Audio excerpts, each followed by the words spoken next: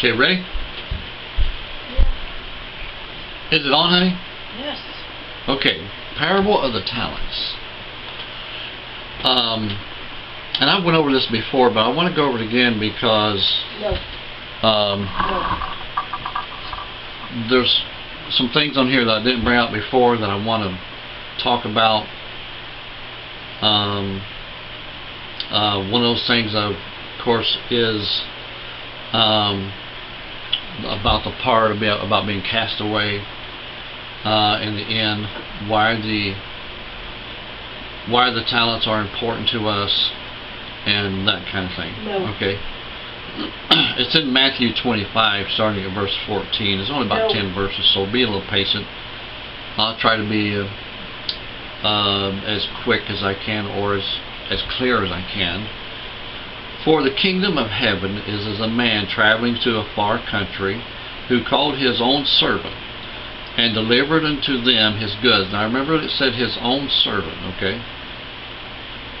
And to one he gave 5 talents, to another 2, and to another 1, to every man according to his several ability.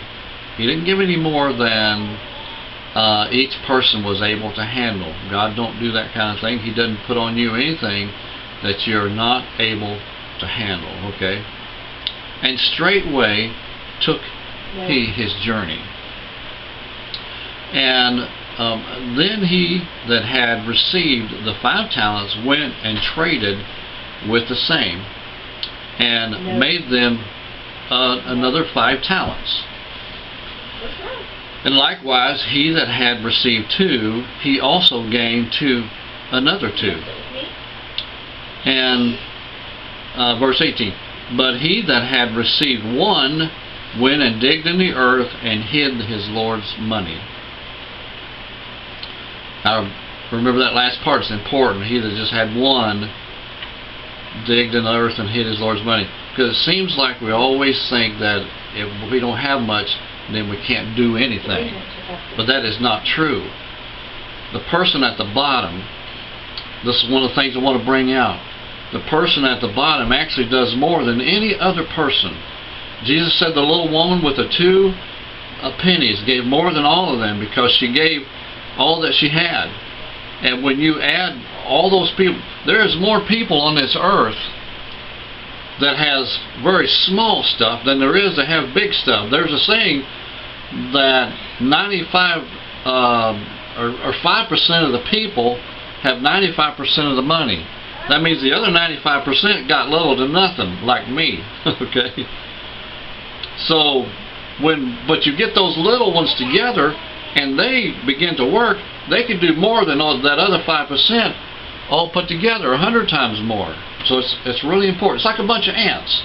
You get ants together working for one purpose, and they are powerful, man. An ant can tear down a whole house. Get them little termite ants, man. You just watch and see what they can do. And that's the way that we are. We as Christians, we work together. We get our little stuff going. We are very, very strong together. The Lord told us that in the Bible. He said that one cord alone is easily broken, but you bind cords together and it becomes a strong rope. It's really hard to break. Book of Proverbs. Okay. Alright, after a long time, the Lord of those servants cometh and reckoned with them. Verse 20. And so he that had received 5 talents came and brought other 5 talents, saying, Lord, thou deliverest unto me 5 talents. Behold, I have gained beside them 5 talents more. His Lord said unto him, Well done, thou good and faithful servant. Come back on. Good and faithful servant. Thou hast been faithful over a few things. I will make thee ruler over many things. Enter thou into the joys of the Lord. Remember what is said there. I will make you, just because you had a few things, God's going to make you ruler over many things. And people that go into heaven, they think we're not going to do very much up there, sit on a little cloud and look pretty. No, you can have 100 times more to do in heaven than you ever had on earth. And right there's the proof what Jesus just said right there. Verse 22, he also that had received 2 talents came and said, Lord, thou deliverest unto me 2 talents. Behold, I have gained 2 other talents beside them. His Lord said unto him, Well done, good and faithful servant. Thou hast been faithful over few things, I will make thee ruler over many things. Enter then into the joys of the Lord. And same deal with that guy. The Lord gave him according to his ability, and he gave back according to what he had done. And one of the things that happens, I notice that if you have a talent, that you just work on that one talent that you've got, the other talents that you have will grow with that talent. Because if a worker is faithful in what he does, you can't be faithful in one area and lazy in another. That doesn't work that way. If you're faithful and a hard worker, everything about you will grow. Everything about you will grow. When a tree grows, just one limb of the tree don't grow, but the whole tree grows with it. So your other talents will come alive and will surface and all that stuff, along with what you're trying to get done for the Lord. Okay, here we go. The last servant, I want to talk about this last servant real quick. Okay, his Lord, the one that received, verse 24, one that received 1 talent, said, Lord, I knew that thou was a hard man. Now listen to this. The Lord did not disagree with him. The Lord is a hard man sometimes. When he needs to be hard, he's a hard man. Reaping where thou hast not sown, and gathering where thou hast not sown. And he says, I was afraid and went and hid thy talent in the earth, and lo, there has that you can have back what's yours, is what he's saying. There thou hast that is thine. In other words, so you could have back what you gave to me. And his Lord answered and said to him, Thou wicked and slothful servant, thou knewest that I reap where I sow not, and that I gather where I have not strewn.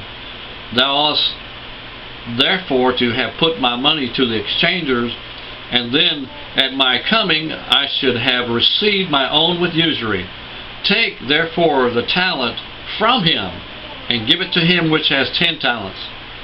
For unto every one that hath shall be given, and to he shall have abundance. But from him that hath not shall be taken away even that which he hath. And cast thou unprofitable servant into outer darkness. There shall be weeping and gnashing of teeth. And of course, that weeping and gnashing of teeth is a reference to hell. The Lord said in the end, you'll be rejected if you reject the things of God.